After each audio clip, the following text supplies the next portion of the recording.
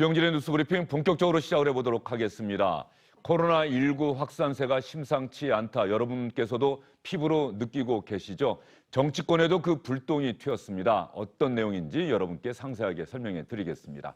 장성철 공론센터 소장, 박진영 민주당 상근 부대변인, SBS의 민성기 논설위원 나와 있습니다. 세 분 어서 오십시오.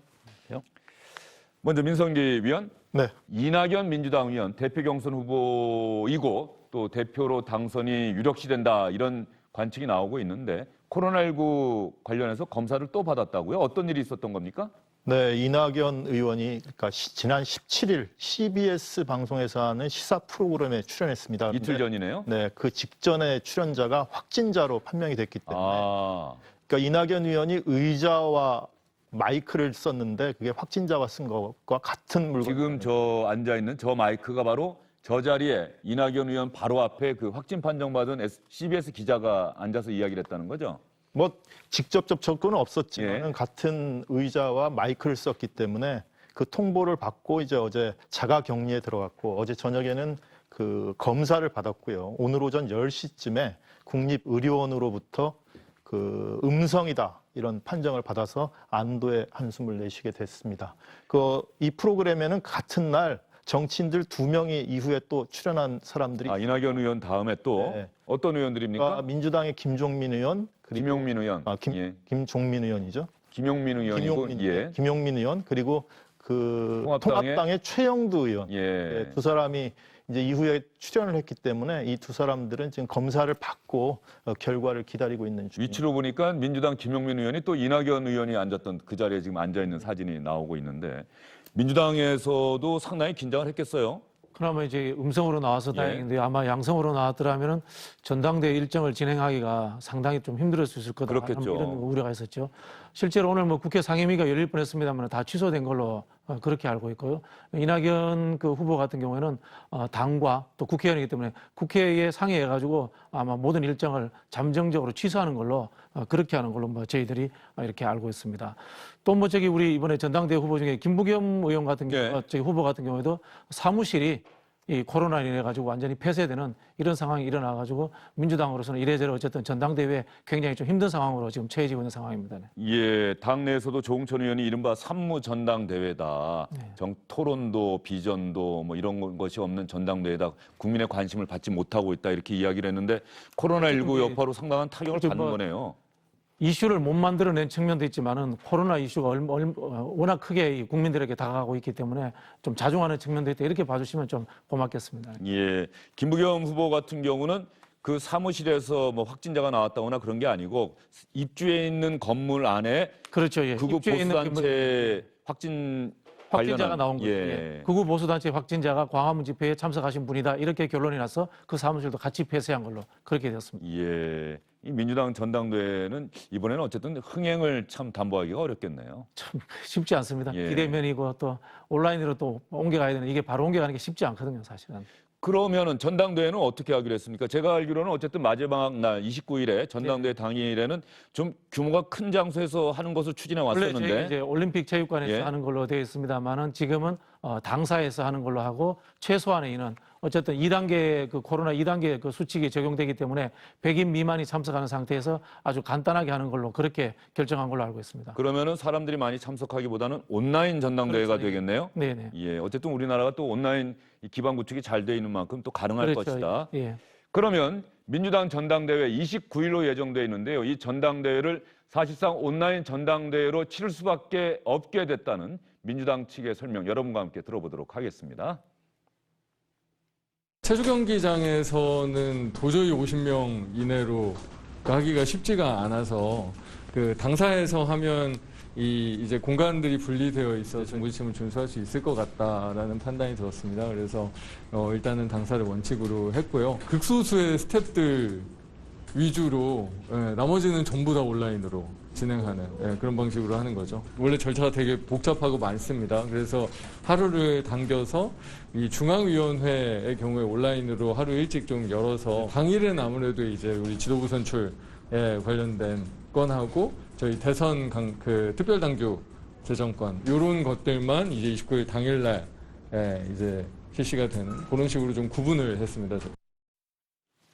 예, 집권 여당 민주당 어쨌든 간에 새로운 지도부를 선출하는 전당대회가 이 국민적 관심을 받으면서 치르기는 쉽지 않은 상황이 됐고 그만큼 코로나19의 여파가 민주당에도 상당히 큰 영향을 미쳤다 이렇게 볼 수가 있을 것 같습니다. 지금 조금 전에 아까 박진영 부대변인이 오늘 국회 일정도 많이 취소가 됐다라고 하는데 국회에서 예정돼 있던 뭐 의원들 주최의 토론회나 이런 것도 거의 다 취소되거나 연기가 됐겠네요. 토론회와 간담회, 뭐 세미나 이런 거는 국회에서 어제 2주간 좀 연기를 해달라 이렇게 권유를 한 상태입니다. 예. 그러니까 대부분 취소되거나 축소돼서 운영이 되고요. 일부 행사들은 인터넷을 활용해서 중계하는 방식으로 그런 운영이 되고 있고요. 그리고 취재 인원도 국회에 많기 때문에 상임위원회 같은 경우는 이제 취재위원 제안을 위해서 풀 기자단을 구성해서 취재를 하도록 그렇게 조치를 취해놓고 있습니다. 그동안은 원하는 기자들은 자리가 있는 한 다 들어가서 취재할 수가 있었는데 이제는 아예 기자단에서 풀 기자, 대표로 취재하는 기자들 선정해서 일부 뭐 1명, 2명 이 정도만 들어오게 하겠다. 뭐 명수는 정확하게 예. 결정은 안 된 것 같은데요. 그때 사안에 따라서 협의를 해서 지금 취재 인원도 지나치게 많이 들어가는 것은 자제하는 것으로 이렇게 의견을 모았다고 합니다. 코로나19의 여파가 이렇게 대단합니다. 대한민국 입법부인 국회에서도 상임위원회 오늘 정보위원회가 열릴 예정이었는데 취소가 됐습니다. 이렇게 상임위원회도 취소가 됐고 국회의원들이 의정활동을 위해서 열심히 하고 있는 토론회, 간담회 이런 것들도 취소되거나 연기가 되고 있는데요. 박병석 국회의장이 특별히 의원들에게 신신당부하기도 했습니다.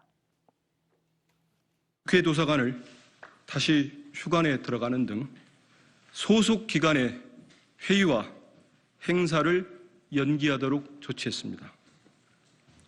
아울러 국회의장께서는 앞으로 2주간 의원회관에서 열리는 세미나와 간담회는 일정 기간 이후로 연기해 줄 것을 의원들께 간곡히 권유했습니다.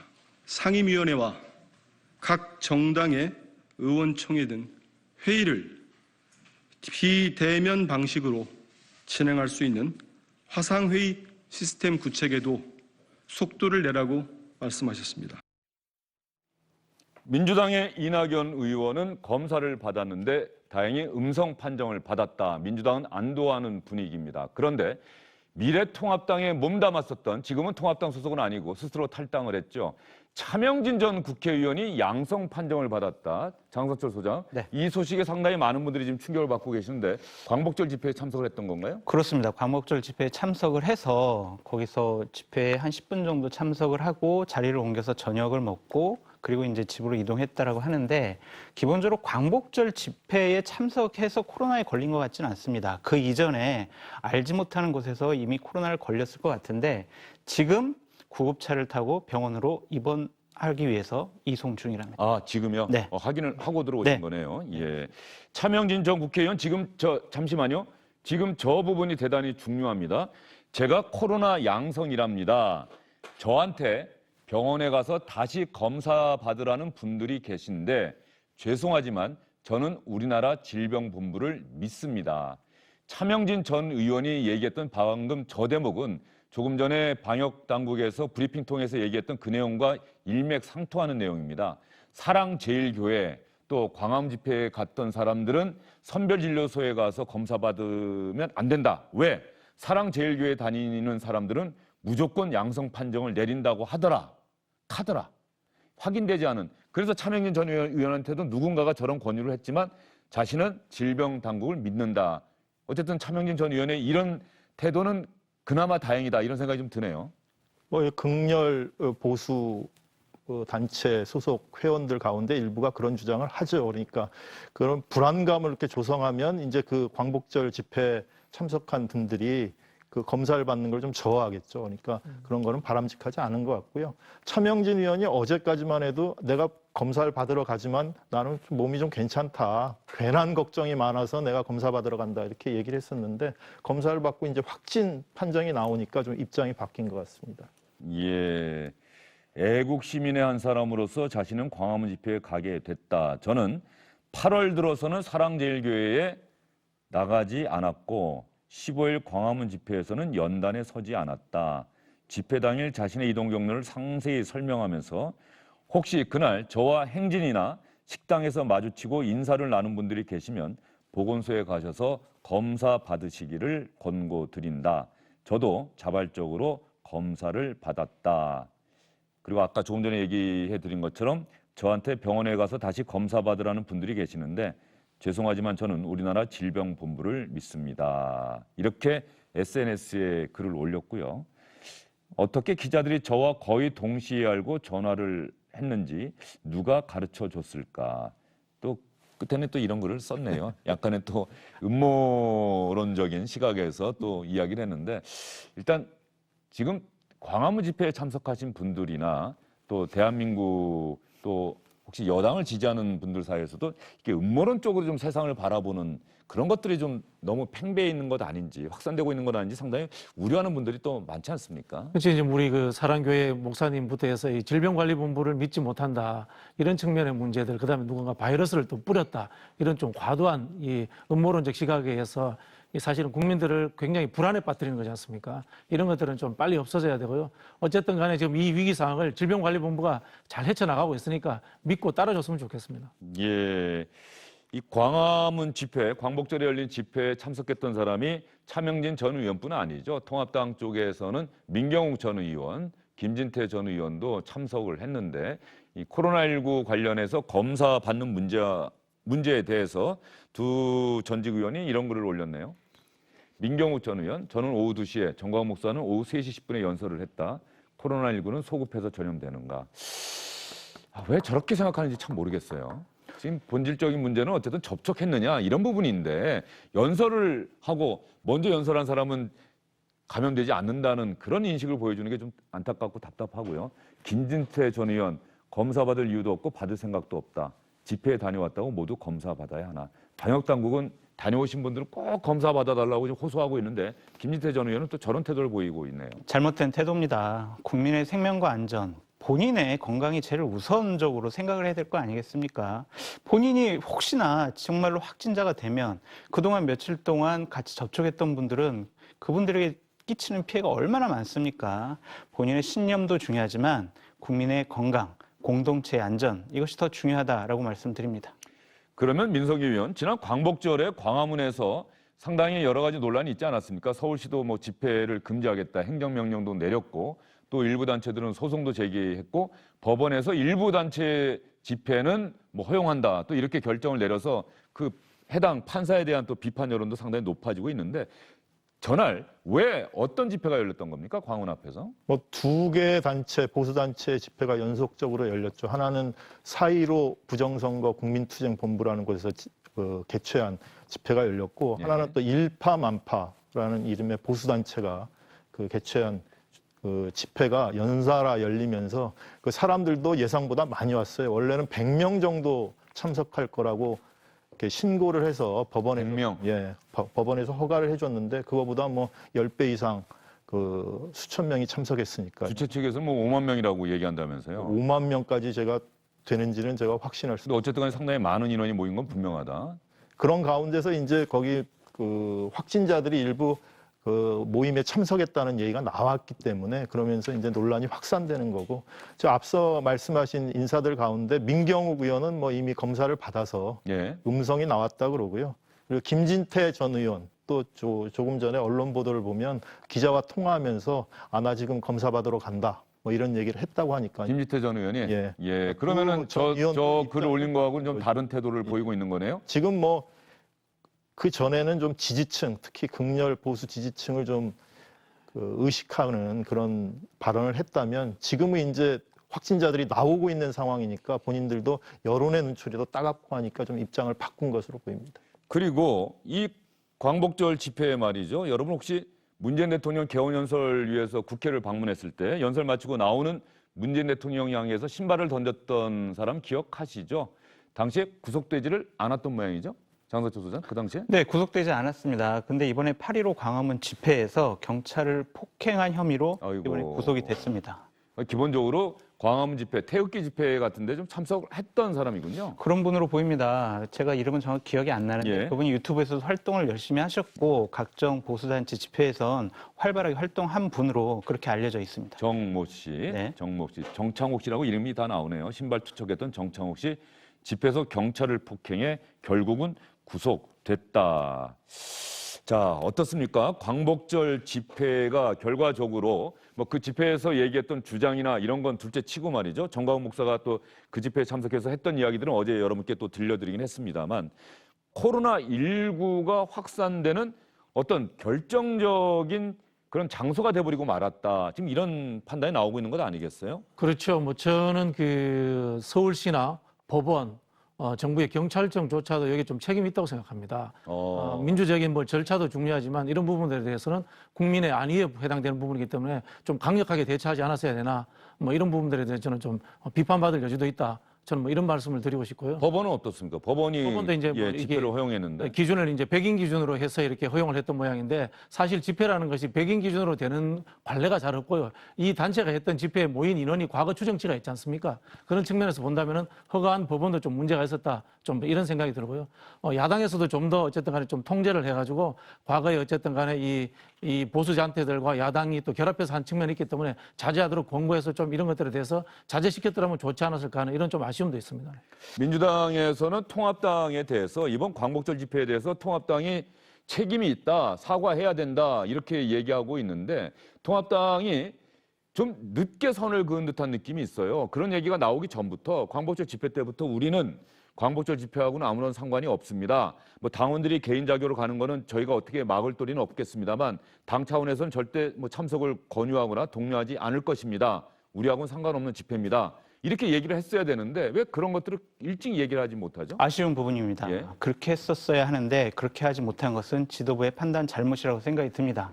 하지만 정광훈 목사 정말 잘못했습니다. 저런 집회 지금 이 시점에서 여는 것도 잘못됐다고 생각을 합니다. 근데 하지만 민주당이 얘기하는 것처럼 정광훈 목사가 그분을 따르는 그분들이 통합당에서 제발 집회하지 마세요라고 한다고 해서 그분들이 들을 분들은 아니잖아요. 그리고 통합당이 이 8.15 집회를 주최하거나 거기서 연설을 예. 하거나 모임을 주도하지 않았습니다. 그런데 민주당이 과하게 통합당의 책임 수수방관한 거 아니냐, 독려한 거 아니냐, 방조한 거 아니냐 이런 정치적인 공격을 하는 것은 본인들의 어려움을 극복하기 위한 하나의 정치적인 프레임을 거는 것이다 라고 저는 말씀드리고 싶습니다. 기본적으로 정광훈 목사, 코로나, 통합당 이렇게 삼각 커넥션으로 엮어서 통합당에게 좀 타격을 주려는 그런 의도로도 보여집니다. 집권여당 이러면 안 됩니다. 거기에 참여했던 분들도 대한민국 국민입니다.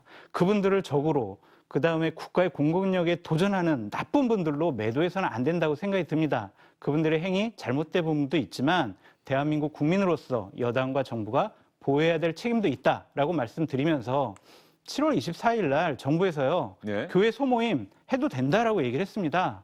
그리고 연휴 아쉬운 부분이에요. 네. 연휴 여행 가시라, 식사하시라 이러면서 쿠폰도 막 하면서 여러 가지 사회적인 분위기를 좀 느슨하게 한 부분이 있어요.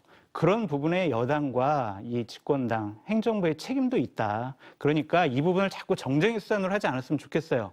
여야가 힘을 합쳐서 이것을 극복하자. 그런 메시지를 내는 것이 집권 여당답다라고 말씀드립니다. 박진영 부대변인이 하실 말씀 있을 것 같은데요? 네, 뭐 물론 맞는 말씀입니다만은 어쨌든 간에 거의 이게 내란 수준에 뭐 준할 정도의 엄청난 지금 파급력을 내란요? 네, 만들어내다 보니까 그런 거 아닙니까? 사실은 이 정치 지도자라는 사람들이 국민들의 주목을 받고 상징적인 분들이기 때문에 이런 분들이 이제 지탄을 받는 거거든요. 지금이라도 제가 봤을 때는 김진태 의원이라든가 민경우 의원에 대해서 통합당에서 징계를 한다거나 어떤 뭐 비판의 절차를 제대로 거쳐준다면은 이런 이야기들은 충분히 줄어들 거다 이렇게 생각이 듭니다. 그러면 방금 두 분이 나눈 그 이야기에 대해서 통합당의 주호영 원내대표 그리고 민주당 이해찬 대표가 오늘 민주당이 최고위원회의를 원래는 오전에 여는데 이낙연 의원에 대한 검사 결과 이런 것들 기다리느라 오후에 열었거든요.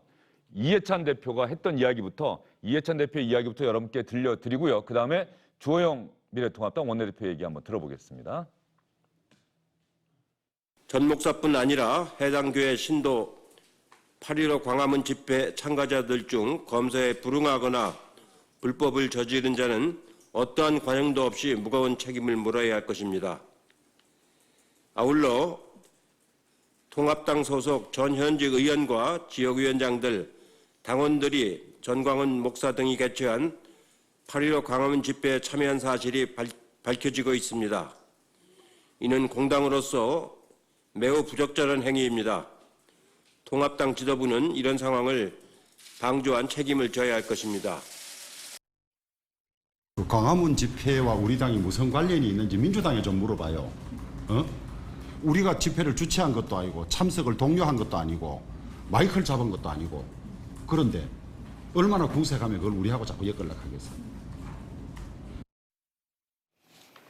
네, 통합당 주호영 원내대표는 왜 우리한테 자꾸 그러느냐. 민주당은 그럼에도 불구하고 통합당의 전현직 의원들이 집회에 참석한 만큼 통합당 지도부가 명확하게 손을 긋지 않는 데 대해서 또 이렇게 코로나19가 확산되게 된 그런 계기가 된 데 대해서는 또 사과해야 된다라고 계속해서 공세를 펴고 있는 상황인데 이 부분은 어쨌든 간에 민주당의 공세가 계속되면은 통합당 입장에서는 대응을 안 할 수도 없고 어떻습니까? 해야죠. 대응하고 기본적으로 저러한 부분들에 대해서 국민적인 지탄을 받는 부분은 본인들 스스로 해결을 해야 된다고 생각이 듭니다. 하지만 민주당이 자꾸 정쟁의 수단으로 이용하는 건 옳지 않습니다. 한 가지 말씀드릴 게 있어요. 예. 오거돈 전 부산시장 그리고 고 박원순 서울시장 이분들의 성범죄 의혹에 대해서 민주당의 입장은 어땠습니까? 야당에서 책임져라. 당신네들 단체 소속 단체장 아니냐. 그랬을 때 민주당은 어떻게 했습니까? 우리가 광역단체장까지 어떻게 통제를 하느냐. 사실관계 규명이 먼저다라는 그런 입장을 취하지 않았습니까? 광화문 집회 부적절했지만 통합당이 주관하는 데가 아닙니다. 자꾸 통합당의 책임을 물으려는 것 자체가 집권 여당이 이것을 정치적으로 이용하는 것이다라고 말씀드려요. 거듭 말씀드리지만 집권 여당답게 행동해라. 그렇게 말씀드리고 싶어요. 예, 아마 최근에 그 지지율이 또 역전되고 뭐 이런 상황과 맞물려서 예, 오거돈 시장 문제까지 거론하시면 좀 뜬금없는데 어쨌든 바로 제명 처리를 했지 않습니까? 눈에 띄는 사건이기 때문에. 고 박원순 전 서울시장 같은 경우는 민주당이 사실은 당 차원의 사과나 이런 것들이 결국 나중에 당첨 나중에 있었죠. 좀 늦게 예, 됐죠. 이제 그 부분이 이제 망자였기 때문에 예. 그런 뭐 측면이 있었던 측면이 있는데 이번에는 어쨌든 간에 확진자가 급속도로 나타나고 있는 상황이고 거기에 나갔던 분들이 분명히 사진에 찍혀 있단 말이에요. 그런 부분에 대해서 인정하고 제가 말씀드린 게 그분들에 대해서 적절한 조치를 하면은 소멸될 일을 왜 이렇게 질질 끄는지 잘 모르겠습니다. 예. 광화문 집회 그리고 사랑제일교회 정광훈 목사 최근에 참 우려되는 부분이 교회에 대한 우리 국민의 부정적인 인식이 좀 확산되는 것 아닌가 그런 걱정이 좀 들어요. 민성기 의원도 뭐 SNS 이런 거 보면은 교회 다니는 분들 왜 교회에서 자꾸 뭐 이런 글도 좀 보지 않습니까? 뭐 일부 보이기도 하는데요. 그러니까 특정 종교를 이번 사안 가지고 연결시켜가지고 그 대단한 죄를 진 것처럼 이렇게 몰아세우는 거는 적절치 않은 것 같고요. 다만 그 일부 교회에서 방역 수칙이나 진단 수칙에 관해서 그 정부 당국이 요청한 것도 있고 권고하는 것도 있고 그리고 그 가이드라인이 다 있는데 그런 가이드라인을 위반하면서까지 모임을 하는 것은 적절치 않다. 지금은 그런 단계는 이미 지났기 때문에 정부가 권고하는 것에 대해서 교회에서 바로바로 이렇게 순응해주면 이런 논란들은 금세 가라앉을 수 있을 거라고 저는 생각합니다. 제가 이 질문 드린 이유는 정광훈 목사와 사랑제일교회 다니는 신도분들 또 사랑제일교회 다니는 신도분들이라고 해서 다 뭐 저희가 매도하거나 그런 건 아니고요. 그렇죠. 이분들을 자꾸 매도하면 매도할수록 이분들이 지금 검사 받으면 무조건 확진 판정 내린다고 하더라. 이렇게 또 확인되지 않은 유언비어 때문에 흔들리고 있다. 이런 얘기까지 나오고 있는 상황인데 그게 아니라 여러분들의 건강 또 여러분들의 가족의 건강을 위해서 꼭 검사를 받으셔야 된다. 이런 이야기가 들고요. 이 정광훈 목사에 대해서는 그런 생각이 들어요. 기본적으로 기독교, 교회 가서 예배 보신 분들은 다 아시겠습니다만 나라와 민족을 위한 기도라고 하는 기도가 늘 예배 때마다 있습니다. 이렇게 교회와 교회 다니신 분들은 나라와 민족에 대한 걱정과 사랑이 있어요. 그분들이 나라와 민족을 걱정을 하는 게 그분들의 도리인데 지금 상황은 오히려 대한민국에 살고 있는 대한민국과 이 민족이 이 교회 때문에 이 교회를 걱정하는 일이 생기지 않았습니까? 기본적으로 국민들이 어려움이 있고 힘든 부분이 있으면 교회 가서 기도하고 안식을 받지 않습니까? 그게 바로 종교의 역할인데 정광훈 목사 같은 경우에는 국민을 너무 위험하게 빠뜨렸어요. 경악스러운 것은 우리 사랑의 제일교회에 바이러스를 투척했다라든지 나는 그 코로나19에 걸리지 않는다라든지 기도하면은 코로나19가 낫는다든지 이러한 얘기를 어떻게 합니까? 예. 국민의 생명과 안전을 상당히 위험에 빠뜨린 분이다. 저분은요 목회자로서 자격이 없다라고 좀 말씀드리고 싶습니다.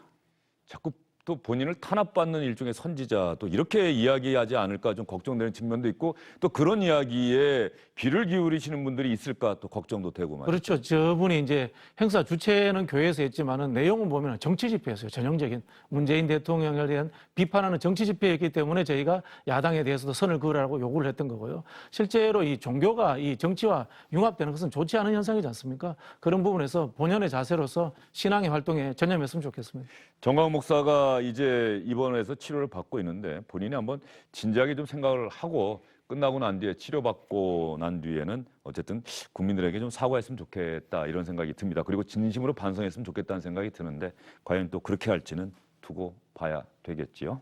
예, 교회 다니신 분들 또 교회가 일방적으로 욕먹을 일은 절대 아니다. 민성 위원이 아까 말씀해 주셨는데 그 얘기는 분명히 맞습니다. 다만 방역당국의 정부의 이런 간곡한 호소에도 계속 아무 일 없는 것처럼 코로나19 이런 비상 상황에서도 모이고 만나고 집회를 열고 이런 부분에 대해서는 한번 근본적으로 다시 한번 생각을 해봐야 되지 않을까. 교회의 역할에 대해서 다시 한번 생각을 해봐야 되지 않을까 그런 생각이 듭니다.